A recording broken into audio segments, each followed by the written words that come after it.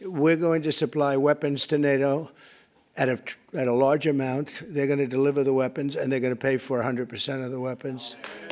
So, a little different. A little different. Hi, John. So we're really, that's a big thing. And we thought we had 4 deals, Howard, right, with Putin. Somehow they end, and we get off the phone. Oh, that was a very nice conversation. And then he sends missiles into buildings someplace. I say, what was that all about?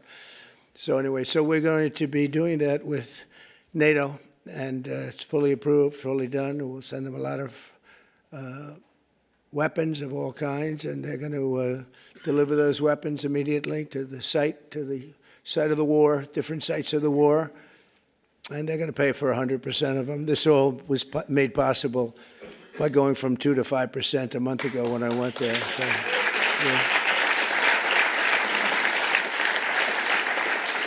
And those countries, those European countries, and I said, look, we have an ocean. It's not fair that we did, because under the Biden administration, we paid about 3.5 times more than they did. We were in for $350 billion.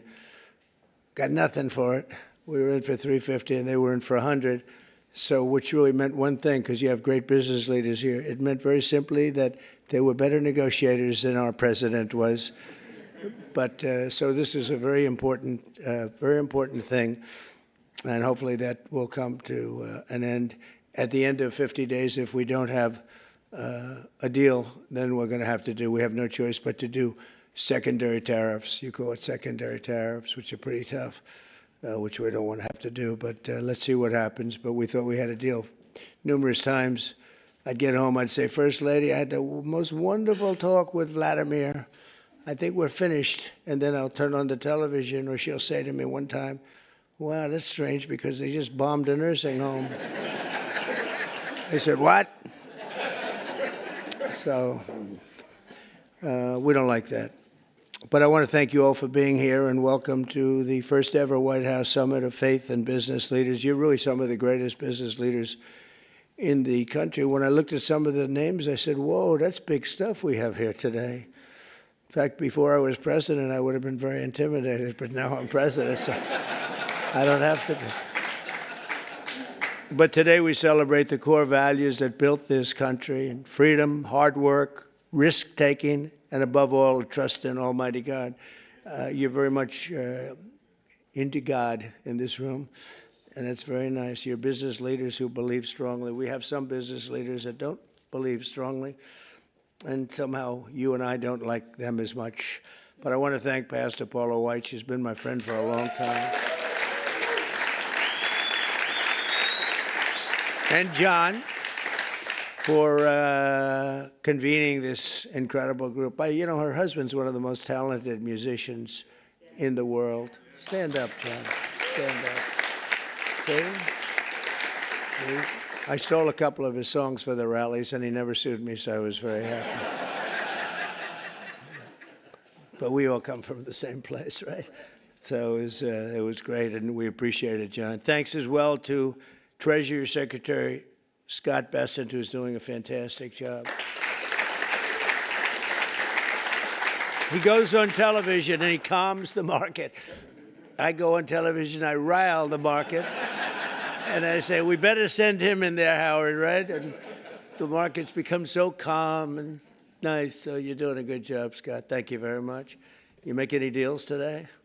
We got a lot of them, boy, I tell you, we have. But the best deal is just sending out the paper. You know, they keep saying, well, he hasn't made the deal. Well, we made a number of deals, but why isn't he doing deals? Because the paper is better than any deal we can make. Do you understand? The people in this, Kevin, they asked you that question this morning. You were great this morning, but they said, well, when is he going to start making deals? The next time we could say, just, no, every time he sends out a document that you have to pay 35% or 25% or 50%. Or in one case, 100%. Those deals, you can't beat those deals, but we're still willing to talk. And they all, literally every country wants to make a deal. We're in a good position. You would call it a position of strength. I don't talk that way because I'm a politician now, unfortunately. And I don't want to talk about strength. I just want to say we have to be treated fairly, because we were ripped off on trade and the military. We protected other nations. Nobody paid us. Nobody did anything for us. Nobody helped us. And that's much different. NATO is a much different situation now. When I got in, I believe we were paying for 100% of NATO. And now they're paying, they went from 2%, but they were paying 1% to 5% that they're paying. That's a big difference. It's about $1 trillion difference. And they're wealthy, for the most part, wealthy countries. And some of them they're among the most powerful, among the wealthiest countries in the world. So they're going to start paying, and they want to pay. And we had a great meeting about 1 month ago. That set the stage for what happened here, but it's very important. So I want to thank Scott for being here. I want to thank Commerce Secretary Howard Lutnick. You are doing a good job, Howard. Am I right when I say I really don't want deals? I just want the paper to get sent? Right? It's true. I don't know if this is on television. Yeah, it's always on television. SBA administrator and a great person, cabinet member, a friend of mine for a long time, Kelly Loeffler. Kelly, you're doing great. She's small business, right? She only does small business, but when you add it all up, it's the biggest bank in the world by a factor of about 10, right? She's doing a great job. And director of the White House Faith Office, Jenny Korn, who's also amazing. Thanks, Jenny. From the earliest days of our republic, the steady compass of faith has guided the strong hands of American workers, builders, and entrepreneurs like really no other. Our country was founded by pilgrims and believers, and every generation since, Americans of faith have built our communities and forged new industries and enriched our country by millions and millions of people and ways. John D. Rockefeller, J.C. Penney, Charles Goodyear, Truett Cathy, and frankly, we have people I could name right in this room sitting here that their names are every bit as big as that. They were inspired by their love of God, and now the proud tradition continues with all of you. And this group reminds us, as a nation that prays is a nation that prospers. And you see that. I think one of the reasons we went so bad is they really wanted to take God and religion out of your lives. And there was nobody to, look up to. There was just nobody. It was, we were freewheeling, and we can't freewheel. Now we have to bring religion back into the country, and we're starting to do that, I think, at a very high level, Paula, a very, very high level. You see churches are starting to fill up again. Under the Trump administration, America is prospering, and America is winning like never before. Our country is back. So I was in Qatar, Saudi Arabia, UAE, and then a month ago we were in Europe with all of the NATO countries, European countries, and plus Canada. And almost everyone said almost the exact same words.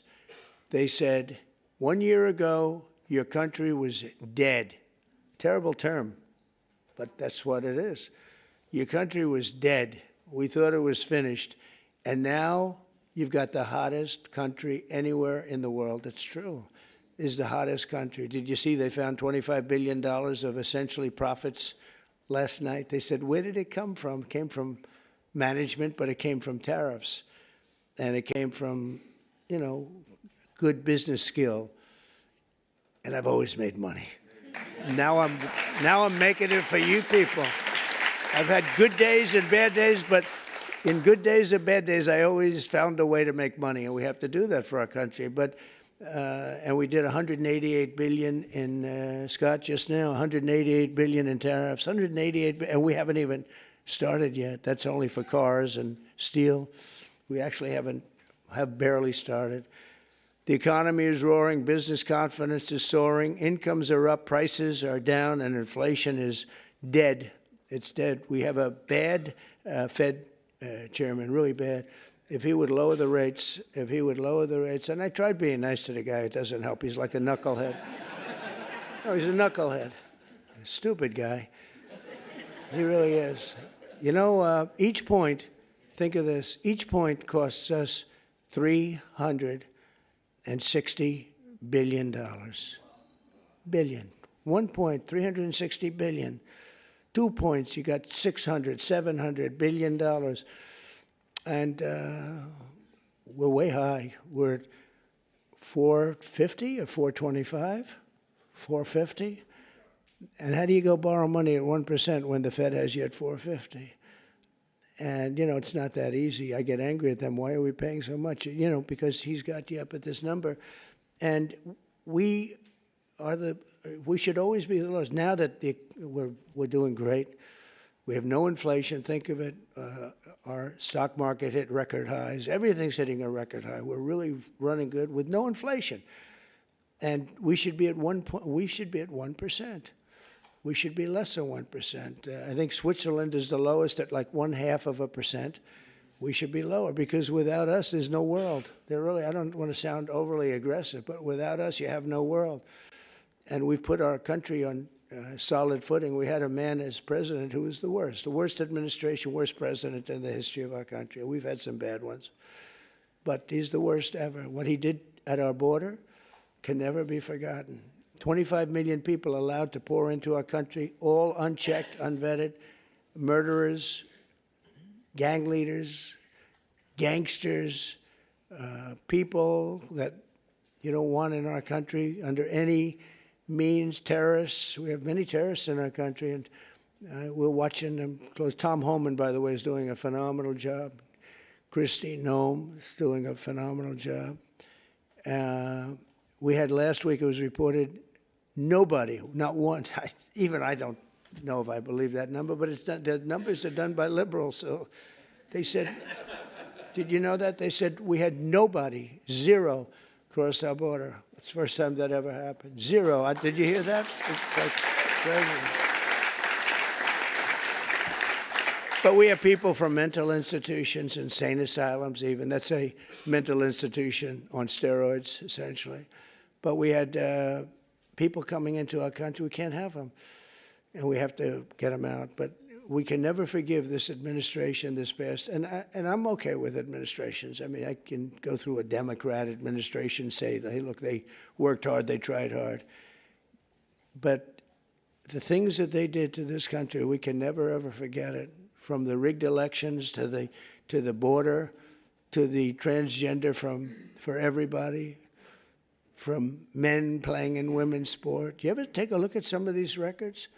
There was a long-distance race, a marathon, where they had a great female runner, a number of them, but they had one in particular, and they had just an average male runner who had transitioned.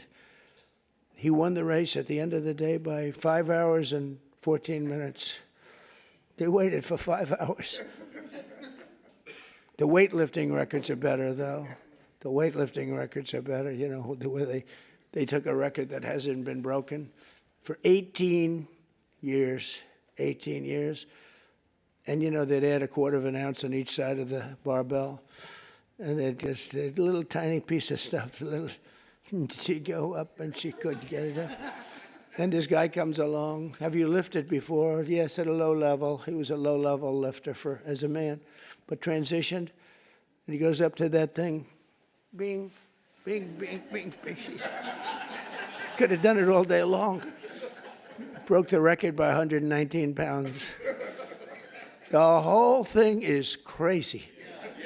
The swimming records are pretty good, too. You got to see that. I told the story. You had this great group of young ladies, and they grew up with each other because, they sort of swam at the top level. And they were swimming, and one girl was seriously injured. She looked left, and she saw the same girl she grew up with, Kelly, in California. Same girls, that young age, they sort of rise to the top. She looked to the right, she saw the same girls, but there was this giant standing right next to her. And he had transitioned. You probably heard this. He had transitioned. And she'd never seen her before. And when the race was started, he blew by her so fast that she suffered massive windburn. They had to take her. It's true.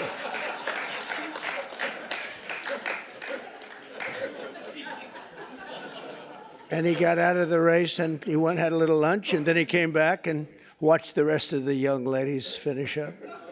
The whole thing is crazy, and it's so demeaning to women. It's so demeaning to women. But it is what it is. But what they did to this country, and we ended all of that, as you probably know. We ended the woke. The woke stuff is no longer in favor. But we're doing fantastically. Wages for blue-collar workers have surged by the most in over 60 years. Gas prices have reached the lowest level in 5 decades. Actually, we're going to see some really good numbers. Drill, baby, drill. Drill, baby, drill. I got to make sure that people can afford to produce the gas. But the gas has gone to the lowest level in decades. And you're seeing $1.99, $1.98, and I saw $1.95 at certain states. Not California, because every time it goes down, they add taxes onto it. You're at $6, $7. They just add taxes. All they do is they keep adding taxes. Terrible governor, doesn't know what he's doing. He may be a candidate, but if you go by success, you can't have him be a candidate. And on Friday, it was announced that the United States Treasury ran a budget surplus. Is that true, Scott? In June, for the first time in many, many decades. Wow. I didn't know that. That's a good one, too. I'm going to have to put that in my repertoire, Scott. But the biggest victory of all came 10 days ago when I signed the one big, beautiful bill into law. Right?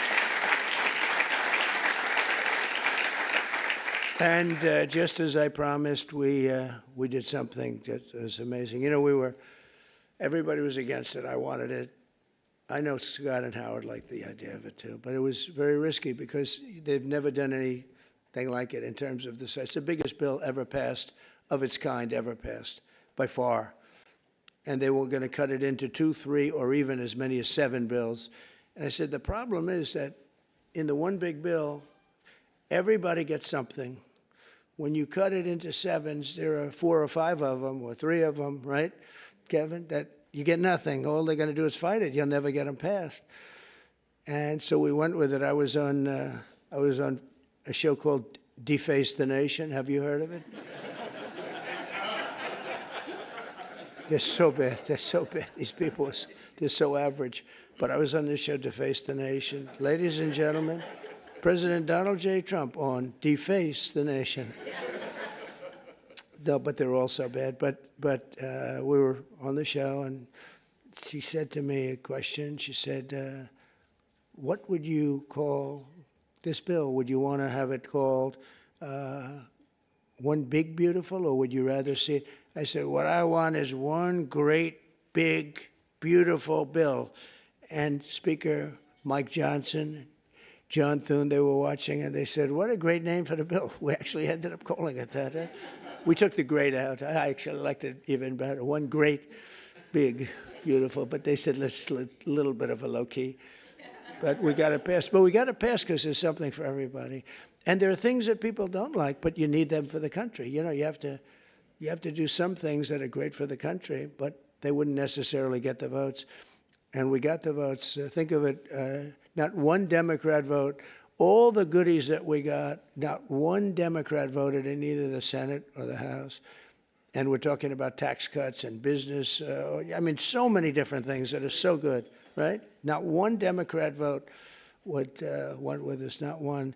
So we had to get almost every. In the House, we got 218 to 2. Think of that, 218 to 2. Nobody could do that. It's never been done. And that says, and we have Rand Paul Jr., who's a guy we call him Rand Paul Jr. because he always votes no. A guy named Massey, always votes no. We had another guy who I helped very, very strongly, helped him with a very personal situation, got him through it, and he voted no. I said, thank you very much, I appreciate it. And then we went to the Senate, and you had, of course, Rand Paul, who always votes no. They call him Just Say No. I think they think it's... No, I think I got him elected. I had to go to Kentucky twice to do rallies to get him elected twice. But they forget. A lot of politicians forget. And then we had a couple of others. Susan Collins, she's another one. Just say no. She always brutal. And we had some people. Tillis, I guess, was a no, right? He was a no. And they said he was brave. He said no to the president, but he resigned the following morning. So anyway, that was terrible, I thought. But we couldn't lose more than three, and we had three that said no, and so we won that 50 to 3. So it's pretty tough. And a senator came over to me and said, "I can't believe you won the House." Great guy, this senator, Eric Schmidt, who's doing a great job. He said, "I can't believe you won the House." I said, "Actually," so remember 218 to 2, we needed 3, so we could have lost 3. We actually only lost 2. I said, "No, actually, the Senate was tougher than the House of the 2." That question is asked to me, who was tougher? I'd say the Senate was tougher, actually, amazingly. Shouldn't have been. We had a slightly bigger margin in the Senate proportionally, but it was brutal. It was, they said, "Sir, we have 12 hard no's." You know, a hard no is not recoverable, right? This was at 2:30 in the morning. Mike Johnson called up. "It could be 20, but it's at least 12. So could you call them, sir?" I said, "What time?" I said, 2:30 in the morning. And we have to win, right? We can never give up. The people in this room, right? You never gave up. My supporter right from day one, and her husband with a bad damn back, right? How's his back? Is he okay? Every time I see him, he's got a bad back, but he's got a lot of cash, so. A lot. He's got a lot of cash. But no, they're great people. Thank you very much. I do appreciate it. You were there right at the beginning, you know, always was there. But we have a situation where we call up these people at 2:30 in the morning, and I called up. I got along with them all great. I liked them, but they're tough. You know, they're congressmen. When you're a congressman for 20 years or you're a senator for years, you're smart, and you're a survivor because you go through all sorts of hell. But I called up Congressman. I said, "Jim, hi, Jim, how are you doing?" And he said, "Fine, sir." I said, "Family's good, yeah?" He said, "Sir, you have my vote." I never said what I was calling about. I said, "I do, thank you very much. But how do you know what I'm calling you about?" Well, he said, "Sir, I've been your friend for 2.5 years. You've never called me during normal hours. So I assume that if you're calling me at 2:30 in the morning, you're not calling me to ask me how's the family doing." I said, "Yeah." So, it's pretty good. So I called up everyone. I think everyone with the exception of one. I had to speak a little bit, but I call up, "Sir, you have my vote." "Thank you." "Sir, you have my vote." Think of that. And we got 12 votes in a matter of, I called back 20 minutes later. I said, "You got all the votes." That's spirit, right? That's spirit. They wanted to maybe hear. They wanted to have a little love. You know, the sad part is that some of the best people are the people that don't get any publicity because they go with something because it's good. So a guy like some of the people I'm talking about, but some of the people where you didn't even have to call, they vote yes, 100%. You don't have to waste any time with them. You don't have to beg them, "Come on, you can do it. Come on, let's have lunch, let's have dinner." And then you have other guys that want you to suffer. I mean, some of these people that I just mentioned, whose names I just mentioned, you got to go through hell. And the ones that are really good, and they love the country, and they're doing right. I mean, what's the alternative? You know, the alternative here, you're getting the biggest tax cut in history, and with the Democrats, you're going to have the biggest tax increase in history. Now, we could go into 100 other details. They're equally as crazy. So I said, "So what's the difference?" So you're going to say no, and you're going to have the biggest tax cut in history this way, and you're going to have the biggest tax increase the other way, and you'll probably end up in a depression, because if you ever did that, it would be a shock to the whole world. That's what happened in 1929. I said, "So you're going to vote for the other side?" "Well, sir, I'll do what's really appropriate." You know, they're losers. But you have that. Really, they're grandstanders. You know, you have grandstanders, and you have them in every business. And the Democrat has far fewer. They're grandstanders. But, you know, the one thing about them, they have bad policy. They're evil people in many ways, but they stick together. You don't have it where you don't have, I don't want to use too many names, but you don't have a Mitt Romney in the midst who makes you suffer. You don't have some of the people that I mentioned who make it so hard. They make it so hard. And the alternative is one of two things. You can either get all these things and make the economy strong, or you're going to literally have perhaps a depression where you people so rich, so beautiful, so nice to look at, will be totally busted, and let's see how long your wife stays with you. You're beautiful. She'll stay with you for about 3 weeks, and she'll say, darling, I can't take it anymore. I can't take it anymore, darling. I'm leaving you. I said to one guy, he's a very, very unattractive man, but he's smart, and he's rich. And I said, you better hope we get this thing passed, because your wife will be gone within about 2 minutes. He said, you're right. But so we had a tremendous success, and it gives you the biggest tax cut in American history, the largest spending cut in American history, and the largest border security investment of all time. And again, we're doing great on the border. I almost say, why do we need it? We have such good numbers, but you need it. Ultimately, you're going to need it. I built hundreds of miles of border wall. Without that, you could have never had the results that we had. But to lift up the American family, we increased the child tax credit and made school permanent. We made it all permanent, the school choice. And we expanded school choice. And for every newborn child, we created what's called the Trump accounts. And this was Michael Dell. I don't know if Michael Dell's here, but Michael Dell, well, you tell him I mentioned his name, because it's true. He would call me for 3-4 years. I didn't know Michael. I just know he's a great success story and a great guy. That's all he talked about, was the account where you put $1,000, and as a baby is born, $1,000 into an account, and you let it be invested by, I guess you pick out some good money determinant or fund or index. And I guess at a certain age, like when they're 30, goes earlier than that, but when they're 30, they're supposed to have like $75,000. That would have a huge impact on their lives. And it could even be more than that. So that passed. And it's funny, that was one of the easiest things we had to get passed. Can you believe it? I thought so many people loved it. They actually call it the Trump accounts. And I didn't fight for that name, right? I didn't fight for that. I said, that's a very great honor. But Michael Dell was amazing. That's what he said he's going to invest billions of dollars doing it for children. He's going to put a lot of his money into it. But even more importantly than the economic success, we're restoring the spirit of our country. America is once again an optimistic nation. We were so down. It was depressing. We were so down. That's why I ran again. I got cheated. They rigged the election. But I said, if I didn't think I won, I would have never run. Because that's like a poll, right? You lose, you lose. It's worse than a poll.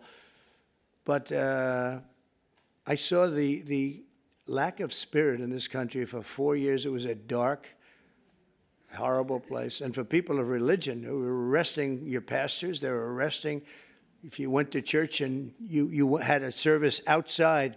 And the reason outside, because you had the COVID. And you could go outside. They'd arrest everybody for even having the service.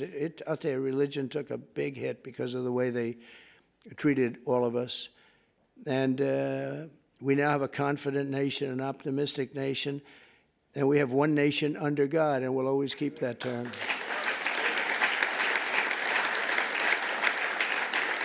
And we're bringing back, very importantly, and not just evangelicals or Protestants or all religions, we're bringing them back into our country. As president, I've ended the radical left war on faith, and we're once again protecting religious freedom like never before in our country. We're protecting it like never before. We're getting rid of the Johnson Amendment that didn't let the pastors and ministers and everybody speak about politics. Now you're able to speak about politics, Paula. You can say, I don't like that guy. And they don't take away your tax-exempt status. They take away tax-exempt. And I'll tell you, remember when that started? It was at the meeting room before I ran, 2015, a year before the election. And I was with 50 faith leaders. They were great, very well-known people, mostly Protestant, but you had rabbis. You had an imam, 2 imams. And we were talking, and I said, I'd love to have your endorsement. And they looked at me like, what? I'd love to have your endorsement. We have such respect for you, and your control are really very powerful. And they looked at me, they didn't say anything. Do you remember that? And I said, what's wrong with these people? I didn't know about the Johnson Amendment. Don't forget, I never did this stuff before. It wasn't like I ran. I was on the other side. I was on the same side as you. You write contributions to people that you like.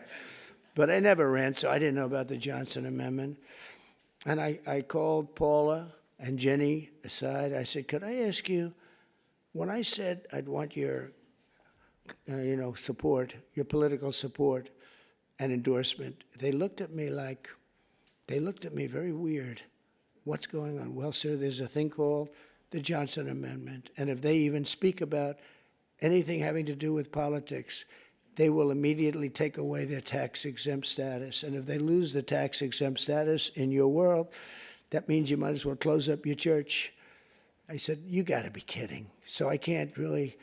And I told them, we had another meeting a couple of months later, and I said, you people in theory are the most powerful people. You're more powerful than man or woman because we have more than 50. Let's assume men and women are 50-50, but you have 80% between all the different religions. I said, you have more power than anybody, but you're not allowed to use your power. I said, we're going to get rid of that because people want to hear what you have to say more than anybody else, pretty much. And we did get rid of it, and we launched something that's great. And now you see people, if they like somebody, they're able to talk about that somebody for office, right, Jenny? We're able to talk about a certain politician that has your values and likes your religion. It's okay. And we got rid of that. Was Lyndon Johnson, a very powerful guy. And he had a problem with a pastor, I think in Houston. And the pastor was not a fan of his, and he put the clamps on the guy. He really did. Amazing, actually. And we opened it up. I looked at him, and we're up 68 stories in the air at Trump Tower, and in this beautiful conference room. I look down, I see people walking up and down the street. I said, that means that person walking up and down the street, any one of them have more power than you do because you're not allowed to even talk about it. You were even afraid to talk about it, but they're not afraid any longer, and I think they appreciate it. As president, I've ended the radical left war on faith, and we're once again protecting religious freedom instead of destroying it. And God is once again welcomed back into our public square. It's very important.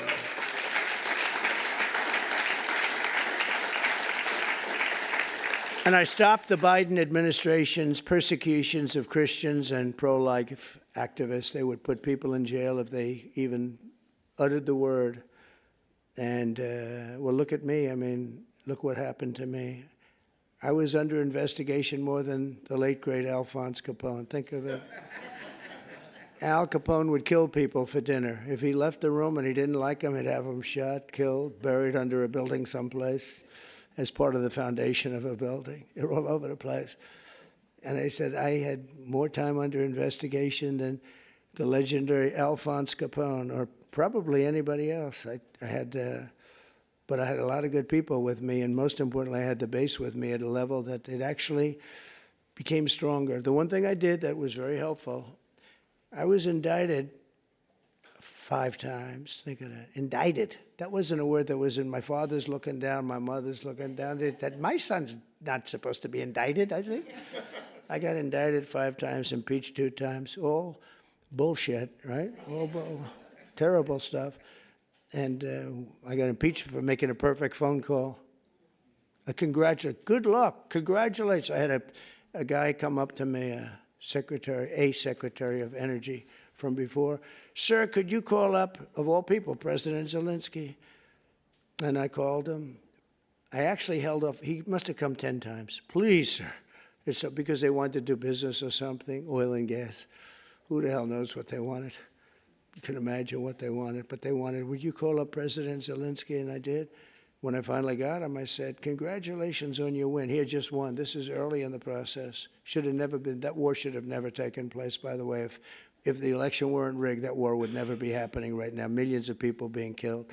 That war would never be happening. But would you call up? So I say, hello, President. How are we doing? Everything good? Good. Congratulations on your big victory. Wonderful job. Great, great, great.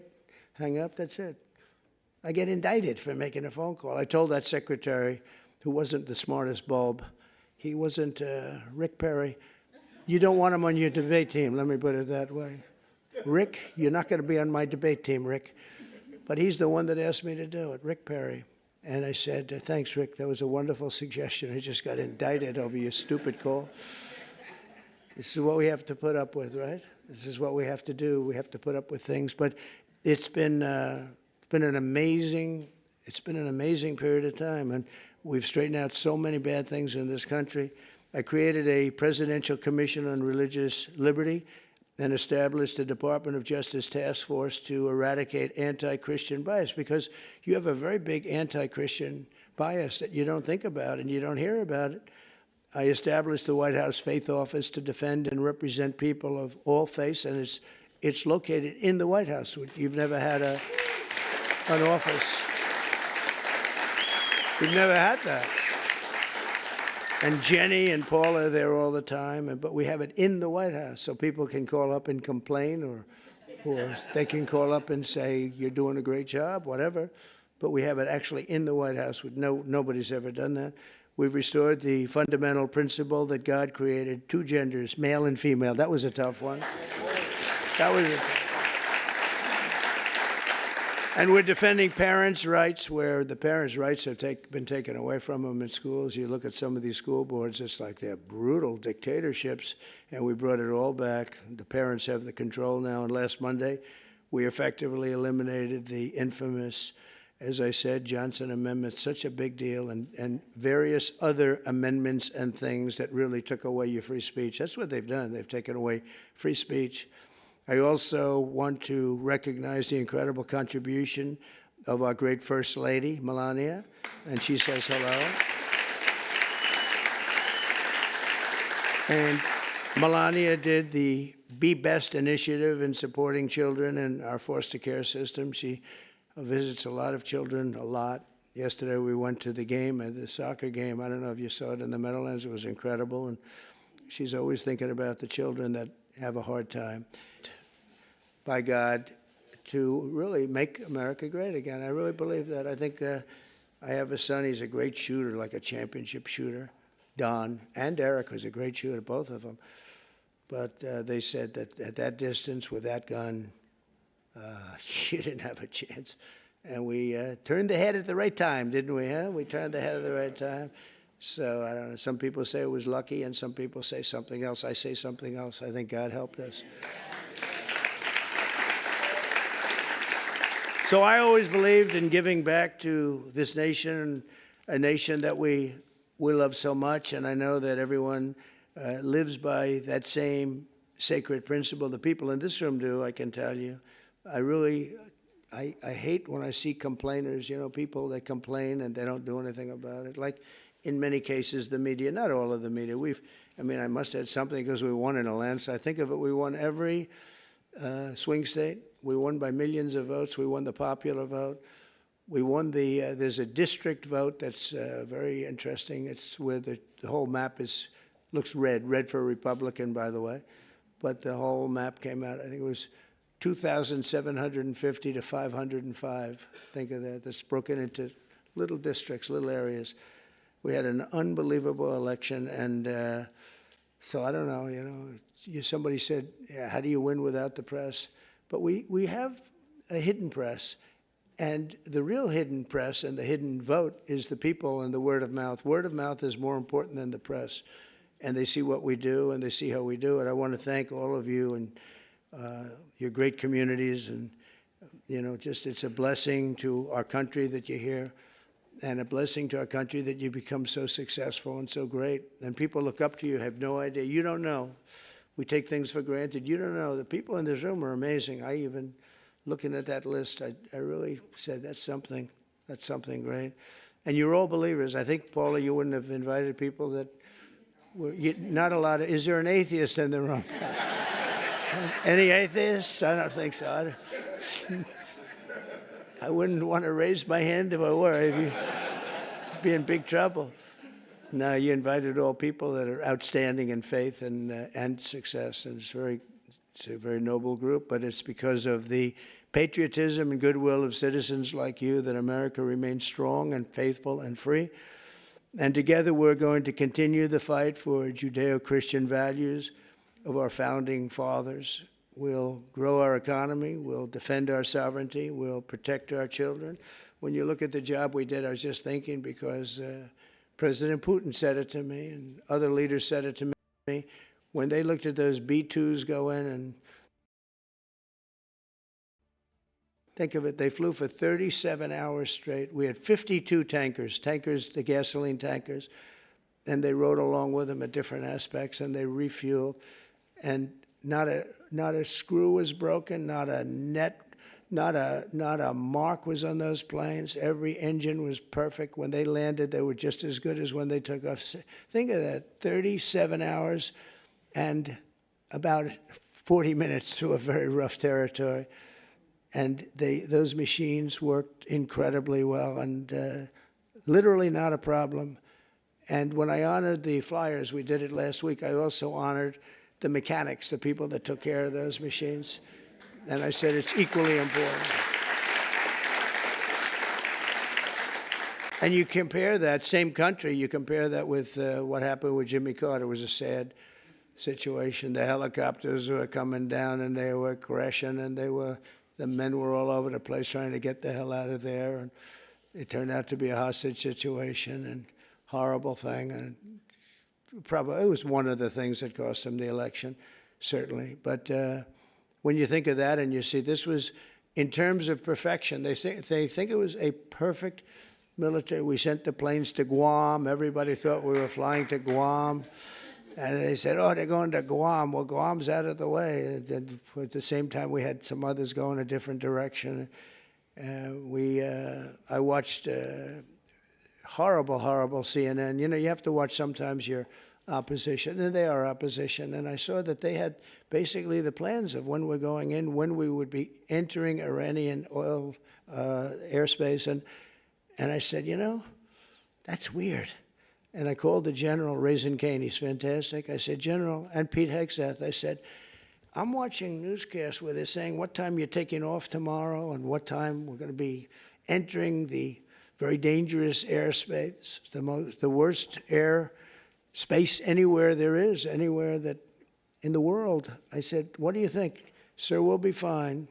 We blow them away, we'll be fine. Because, you know, they went those B-2s with 7, and they were surrounded by a lot of great planes. F-22s, the most beautiful plane ever built. The fighter jet, F-35s, had a lot of different planes going with them. I said, but wouldn't a surprise be better? Yeah, it would be better. I said, well, then let me cancel it, and let's make it at a different time. So the day before, you know, I canceled it. I said, I'm canceling it. We'll do it sometime within the next 2, maybe 3 weeks, but I'm canceling it. And then I had a meeting, and I said, I have an idea, because I got slightly big coverage, to put it mildly. So everyone knew it was being canceled. I said, let's leave at the exact same time we were supposed to leave, the following day. And we took off, and that's when the planes went out to Guam and this and that, and we took off. And that was the only time. And they said it. That was the only time they knew we wouldn't be coming in. Was the exact same time that I came. I said, let's do something. And they flew in, and they were stealth, incredible planes. They were stealth. And they hit every bomb, hit their mark. Every single bomb hit the mark. It was unbelievable how they did it. And then they said, skedaddle. Skedaddle means get the hell out of there. They had to get out of that airspace. But it was an amazing thing, and I think it was so great for our country in so many different ways. You know, you see so many incompetent people, like the way we left Afghanistan with Milley and all these incompetent, stupid people. And Biden, I mean, it was him. Leave everything behind. We'll leave jets behind. I said to Milley, I said, so you mean to tell me, because I was going to leave. We would have left earlier than them, but we were going to leave with dignity and strength. I said to Milley, you mean you want to leave a jet fighter behind? Sure, it's cheaper if we do that. I said, wait a minute, give me a tank of gas and I'll fly it to Pakistan, or I'll fly it to someplace, or I'll fly it back home. Why is it cheaper? Oh, it's just cheaper. That's when I realized the guy was grossly incompetent, okay? He's telling me it's cheaper to leave a plane than it is that the planes cost $150 million apiece. Let's leave it, sir. It's just great. And they did. They left all, you know, I was taking everything, but they left it behind. But when you look at what happened and compare that to what we have now, we have a real great machine. I rebuilt the military in my first term, and we left some of it to Afghanistan and the Taliban, and they have their parades. I hate those parades. Every year they have a parade wheeling down our equipment on some very unattractive street. That's, you know, their Fifth Avenue. They show our equipment going down. Just it's getting older and older, but I hate to see it. But we're going to be working together to protect our children, and with the grace of God and the blessing of providence, we will lead our country to heights that it's never seen before. I think we're going to be more successful in many ways, but I think we're going to be more successful than we've ever been. And I do think this, if we didn't catch it, if we would have lost this election, our country was finished. I think it was, and we were run by incompetent people. We were run by an auto pen that nobody knows who used it. I think it's one of the biggest scandals in the history of our country. We were run by an auto pen. Nobody has any idea who used it, including Biden. He doesn't know. He saw that interview yesterday. He knew nothing. So it's a very terrible. We're against an evil group of people, and they're very smart, very smart. He's not, but they are. They took over the Oval Office. They actually took over the Oval Office. We can never let a thing like that happen again. So, Paul, I want to thank you very much, and I want to thank Jenny, and most importantly, I want to thank the people in this room. You really are incredible people, an inspiration to our country. And I know you don't know that. You don't think it because you're too busy working. But you are. You're a great inspiration to young people that want to be just like you when they grow up. And thank you very much for being here. And it's a great honor. And, Paul, I think you're going to say a prayer. I'll stay with you while you say your prayer, okay? Thank you very much, everybody. Thank you. Thank you very much.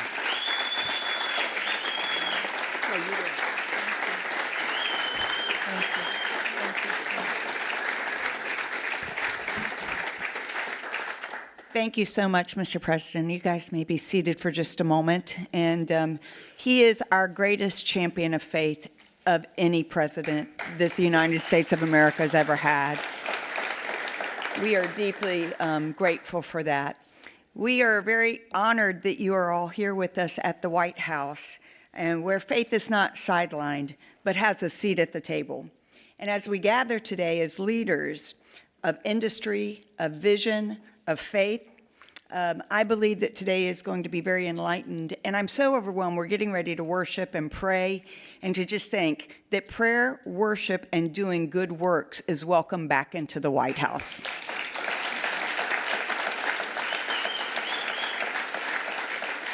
President Trump is a historic and a bold move established the White House Faith Office to recognize some simple truths: that America is strongest when faith is engaged and not silenced, when believers are activated and they are not isolated. This administration understands that people who are of faith, who are entrusted with wealth and influence as you are essential to building a stronger, freer, and a more compassionate nation.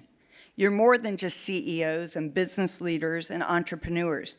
You're stewards on divine assignment, builders of legacy, and vessels of impact. You've been called by God to his kingdom for such a time as this. And together we are witnessing something absolutely remarkable. More has been accomplished by this administration in the past 5 months than in the last several decades.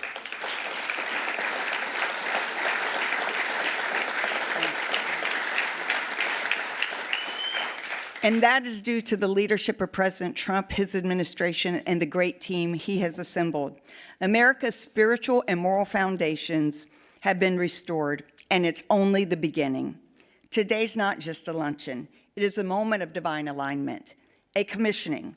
And we believe that God is raising up business leaders who don't separate faith from enterprise, but who see their platforms and their pulpits as their businesses and instruments for eternal impact. Let us pray. Heavenly Father, we come before you with great reverence and expectation. Your word declares in Isaiah chapter 43, verse 19, "Behold, I am doing a new thing. Now it springs forth. Do you not perceive it?" Lord, we do perceive it. We see the stirring of your hands, reviving hearts, reforming systems, raising up leaders at this very hour. We thank you for our great president, President Trump, for his life, his courage, his clarity, and unwavering defense of faith and freedom. May your wisdom guide him and your protection always surround him, according to your word that does not return void. In Psalm 89:21, that you say, "My hand will sustain him, and surely my arm will strengthen him." We bless every person in this room, those you've entrusted this wealth, strategy, and vision to, according to 1 Timothy 6. That you tell us, do not put our hope in riches, but be rich in good works, generous and ready to share. So they are your Josephs in Egypt, the wise stewards in famine. They are your Daniels in Babylon, the uncompromising voice, and your Lydia in Philippi, the ones who expanded the kingdom. Let this be more than a meeting. Let it be a movement where we come together and converge to bless communities, care for others, and reach nations, empowered by your purpose and your grace. Unite us with the common cause to use our time and talent. For thy kingdom come, thy will be done in the earth as it is in heaven. In the mighty, matchless name of Jesus, we pray these things and come in agreement. Bless this food and bless everyone. And everybody said, amen. And by the way, it is Secretary Howard Lutnick's birthday, so I'll wish him a very happy birthday.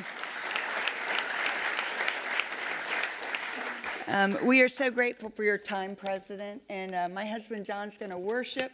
At any time that you have to go, we know that you have spent more than enough time, and you are running the country exceptionally for us, and we are all so grateful.